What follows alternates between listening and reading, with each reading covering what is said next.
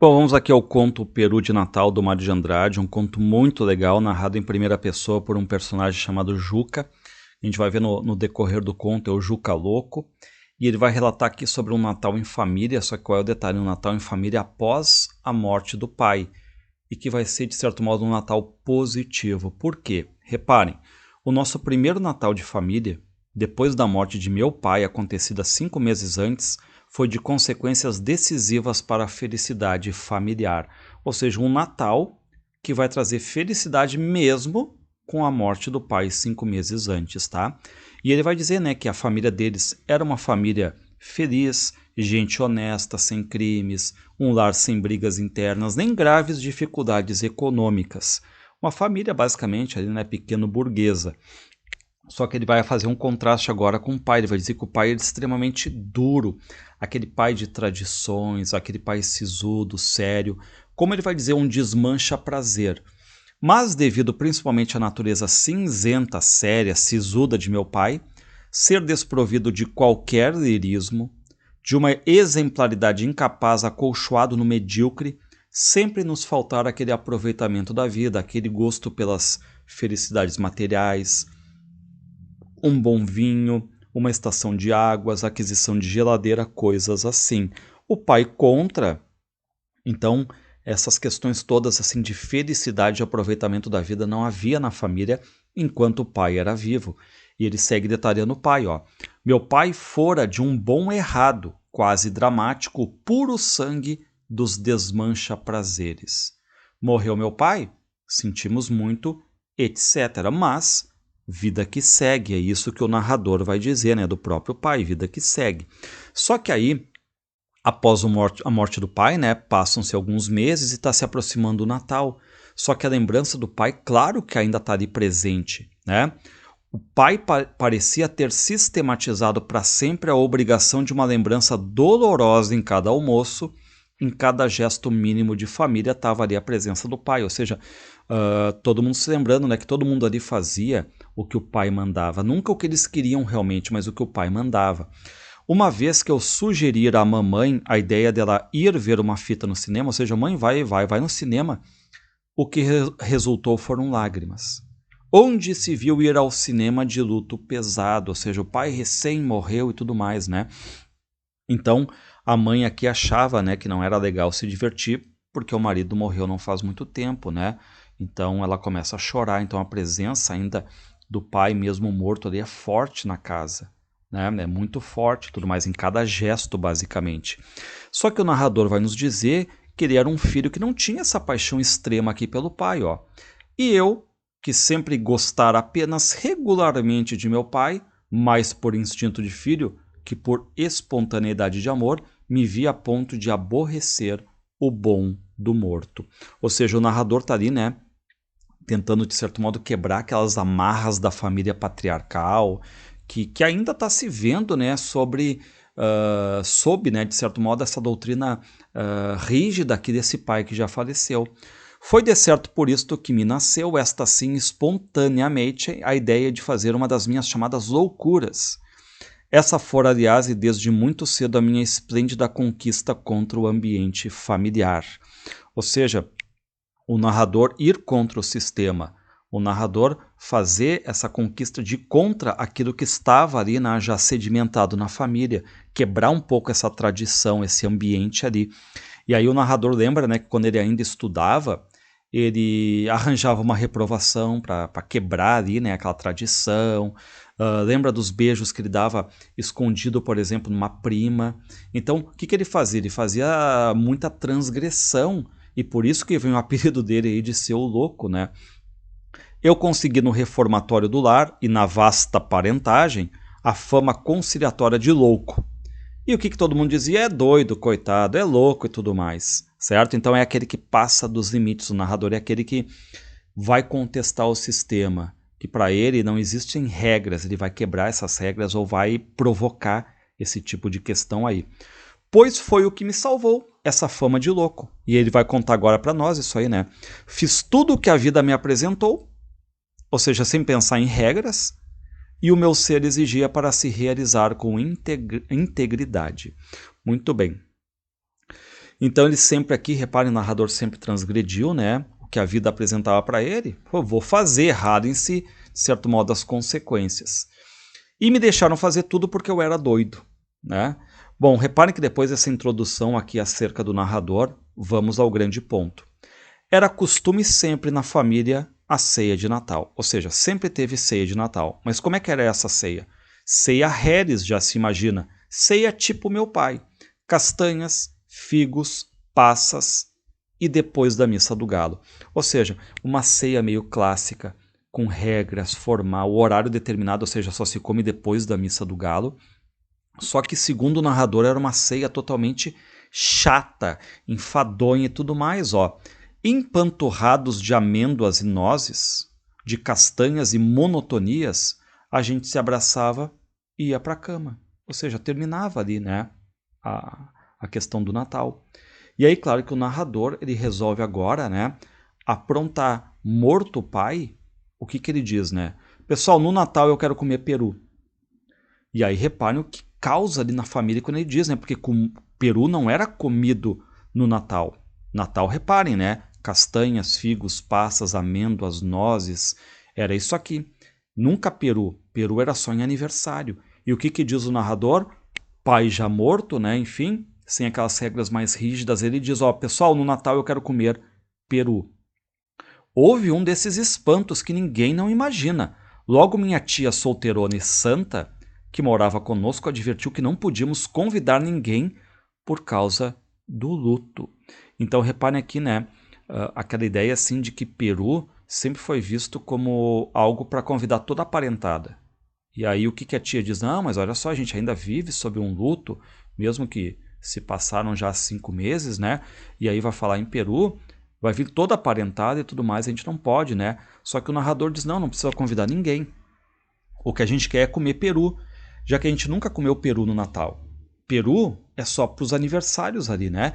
E claro que a mãe vê que o filho está fazendo as suas loucuras ali, né? E já pede para o filho se acalmar, só que o que ele diz, né? Era mesmo o momento para eu desenvolver a minha teoria de doido. Coitado, não perdi a ocasião. Me deu de sopetão uma ternura imensa por mamãe e titia, minhas 2 mães, 3 com minha irmã, as 3 mães que sempre me divinizaram a vida. Então ele começa a pensar na família agora, né, pós-morte do pai. Reparem, era sempre aquilo, vinha aniversário de alguém e só então fazia um peru naquela casa, ou seja, peru não havia no Natal, era para aniversário. Peru era prato de festa. Uma imundície de parentes já preparados pela tradição invadiam a casa por causa do peru, das empadinhas e dos doces. Ou seja, novamente aqui a questão toda da tradição familiar, né? Determinada data, determinada comida. E o que o narrador se lembra, né? Que nesses aniversários a mãe, as tias, preparavam os doces, preparavam as empadinhas, preparavam o peru, só que vinha toda a parentada e devorava tudo. Ou seja, não sobrava basicamente nada. E o pior de tudo, quando a parentada ainda ia para casa, pedia para levar um pouco para casa. Então reparem, né, que às vezes a mãe e as tias ficavam sem comer nada, absolutamente nada. Se matavam para preparar, mas só para ter aquela questão toda das aparências. Ó, a gente, né, celebrou um aniversário, convidou todo mundo comeu bem e tudo mais. Mas quem se mata a pagar, quem se mata a fazer, não é recompensado, não come nada, como no caso da mãe e das tias ali, só para uma espécie de regozijo, de prazer do pai que estava vivo ali, ó. Na verdade, ninguém sabia de fato o que era peru em nossa casa. Peru era só resto de festa, ou seja, o que sobrava ali, né? Então, quem preparava, a mãe, as tias ali, nem aproveitavam, só viam os outros comerem, né? E qual é a ideia do narrador quando ele anuncia que vai ter um peru no Natal? Primeiro, um peru que nunca teve no Natal, já quebrando essa regra do Natal, botando uma comida diferente, né? E um peru que não precisasse convidar ninguém, era só para eles. Eles, a família agora vai comer, vai degustar. Não se convidava ninguém. Um peru só para nós, 5 pessoas. E havia de ser com 2 farofas, a gorda com os miúdos e a seca douradinha, com bastante manteiga. Queria o papo recheado só com a farofa gorda, em que havíamos de juntar ameixa preta, nozes e um cálice de xerez, como aprendera na casa da Rose, muito minha companheira. E aqui ele já cita, né, uma espécie de caso que ele tem com essa Rose aí. Está claro que omitiu de aprender a receita, não disse que foi com a Rose, mas todo mundo desconfiou ali, tá? E aí, claro que o narrador já pensa, né, irmão, vai ter peru, vai ter também cerveja gelada, vai ter vinho, vai ter assim, ó, o jantar dos deuses, né? Quando acabei meus projetos, notei bem, todos estavam felicíssimos, num desejo danado de fazer aquela loucura em que eu estourara. Reparem, né, que o narrador consegue vender a ideia dele, ou seja, quebrar ali a cadeia da tradição. E ele só vai poder fazer isso, claro, né, fazer depois da morte do pai. Só que qual é o detalhe? A mãe ali, as tias e tudo mais, acabam aceitando, mas dentro daquela ideia, né, é algo ruim com o pai morto, mas enfim, né, é coisa do louco aí, é coisa do narrador, né? E o que diz a irmã, né? É louco mesmo. Ok, lembre lá no começo do conto ele diz, né, que essa loucura trouxe consequências felizes para a família. Ou seja, comprou-se o peru, fez-se o peru, etc. E depois de uma missa do galo bem mal rezada, se deu o nosso mais maravilhoso Natal. Ou seja, reparem que ali é visto agora esse Natal pós-morte do pai como o mais maravilhoso Natal. Um Natal com peru, mesmo que a missa fosse mal rezada, né? Mas vai ter agora a comida de verdade ali para quem estava esperando isso aí. E aí o narrador já pensa na mãe, né? Que a mãe vai comer peru agora, não o resto de peru como nas festas, vai comer peru de verdade agora, né? E meus manos também estavam no mesmo ritmo violento de amor, todos dominados pela felicidade nova que o peru vinha imprimindo na família. Reparem que aqui no Peru há esse símbolo, né, dessa ideia de libertação da tradição rígida que havia na família ali antes quando o pai estava vivo. Deixei muito sossegado que mamãe cortasse todo o peito do peru, onde tem mais carne ali, né? O amor familiar estava por tal forma incandescente em mim que até era capaz de eu comer pouco só para que os outros 4 comessem demais. E aqui, reparem, né, que o título é o Peru de Natal. Então a importância aqui simbólica que tem nesse peru, né, na liberdade que esse peru representa aqui. Aquele peru comido a sós, redescobri em cada um o que a cotidianidade, né, abafara por completo. Amor, paixão de mãe, paixão de filhos. Deus me perdoe estando pensando assim em Jesus, mas naquela casa de burgueses bem modestos estava se realizando um milagre digno do Natal de um Deus. Ou seja, que o poder simbólico, né, presente nesse ato de fazer um peru numa data que não é comum ali para a família, porque só faziam aniversários, né?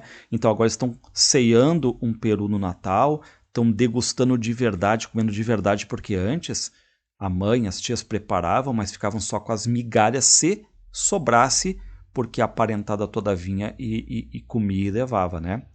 Eu que sirvo, diz o narrador. É louco mesmo, pois por que havia de servir se sempre mamãe servira naquela casa?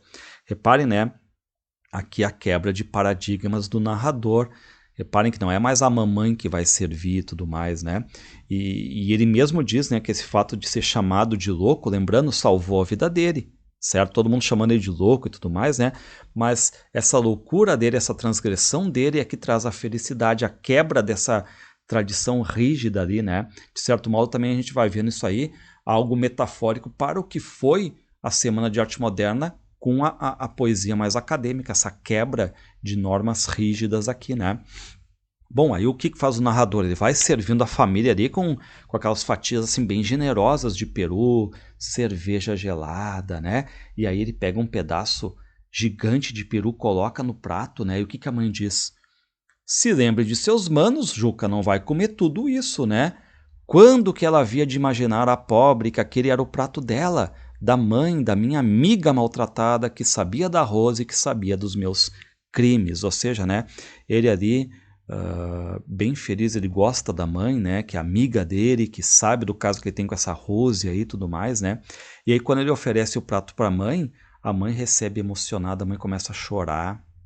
Aí o narrador pega e faz um prato generoso também para a tia, e a tia também vai às lágrimas, né? E minha irmã, que jamais viu lágrimas sem abrir a torneirinha também, vendo as outras duas chorarem, se esparramou no choro. Reparem aqui o quanto que é diferente essa ceia de Natal para a família depois da morte do pai. É uma ceia mais verdadeira, sem aquela questão das aparências, das regras.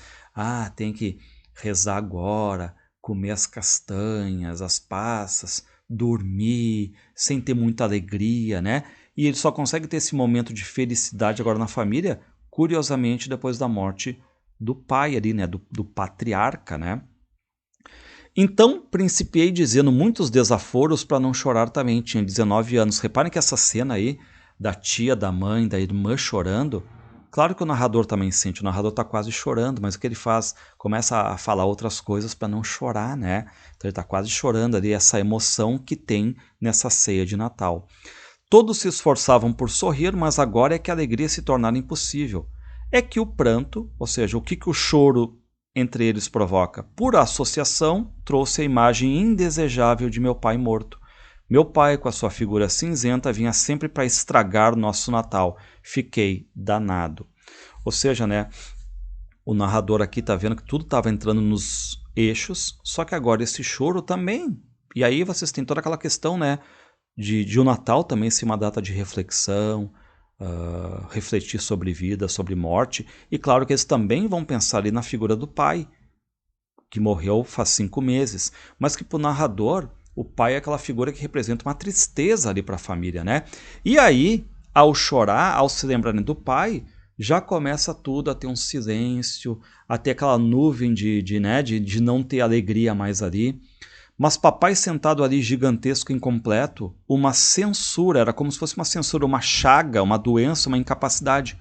E o peru estava tão gostoso, mamãe por fim sabendo que o peru era manjar mesmo digno do Jesusinho nascido. E aí, o que acontece agora?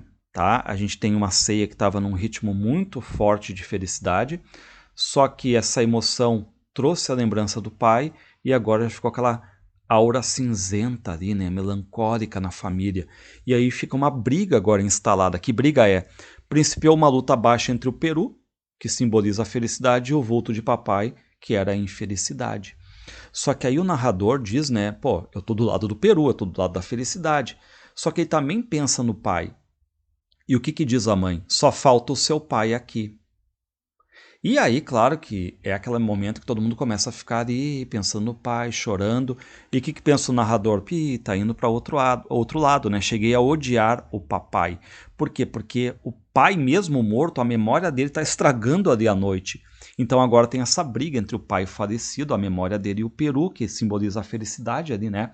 Só que o narrador, ele é esperto. O que ele faz? O que ele faz para continuar com a noite perfeita? Ele vai ser um cara mentiroso, hipócrita, reparem.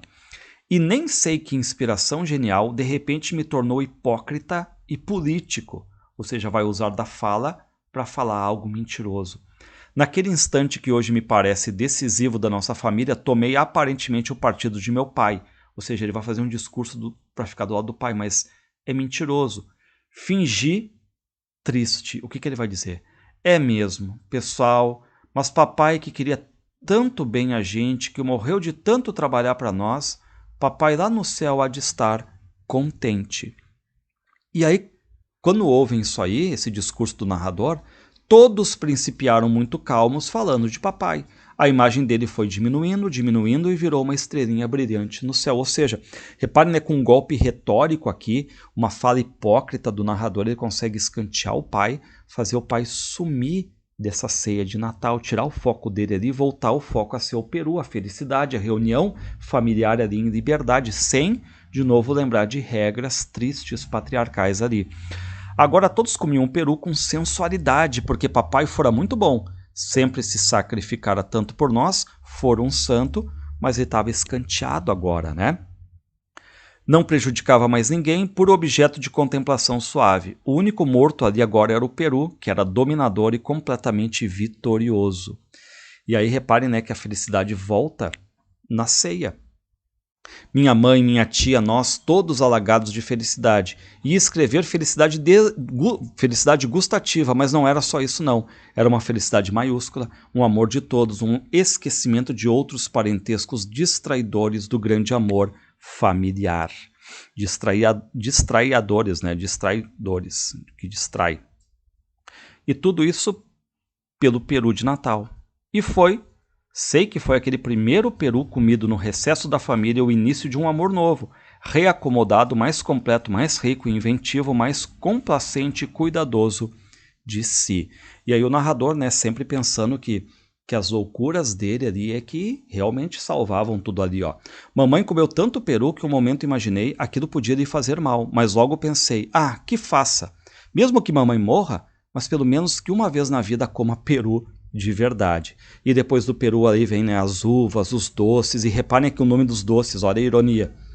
Que lá na minha terra leva o nome de bem casados, mas nem mesmo este nome perigoso se associou à lembrança do meu pai.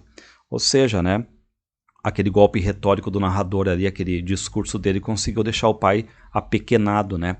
Levantamos, vai terminar o conto agora, eram quase 2 horas, todos alegres, bambeados por 2 garrafas de cerveja. Reparem que eles vão dormir felizes, todos iam deitar, dormir ou mexer na cama, pouco importa porque é bom uma insônia feliz. O diabo é que a Rose, católica antes de ser Rose, prometera me esperar com uma champanha. Para poder sair, menti, falei que ia a uma festa de amigo, beijei mamãe e pisquei para mamãe, modo de contar onde é que eu ia e fazê-la sofrer o seu bocado. As outras 2 mulheres beijei sem piscar. E agora vamos para Rose. Vai lá, ele fazia a loucurada dele, né? Enfim. Então reparem que o narrador vai para casa da amiga dele, o caso dele. Reparem que a mãe sabe disso, num código que eles entendem, uma piscadinha ali, né? E aqui, para encerrar, eu quero retomar a primeira frase do conto, ó. O nosso primeiro Natal de família, depois da morte de meu pai, acontecida 5 meses antes, foi de consequências decisivas para a felicidade familiar. Ou seja, com o pai morto, a família, a partir aqui, né, do narrador, se desprende dessas tradições rígidas patriarcais, as questões da aparência, para realmente ter felicidade de verdade ali na família, né? Dentro dessa loucura do narrador e dentro do peru, que simboliza exatamente essa libertação, essa mudança de costumes, né? Essa quebra de regras patriarcais aqui rígidas.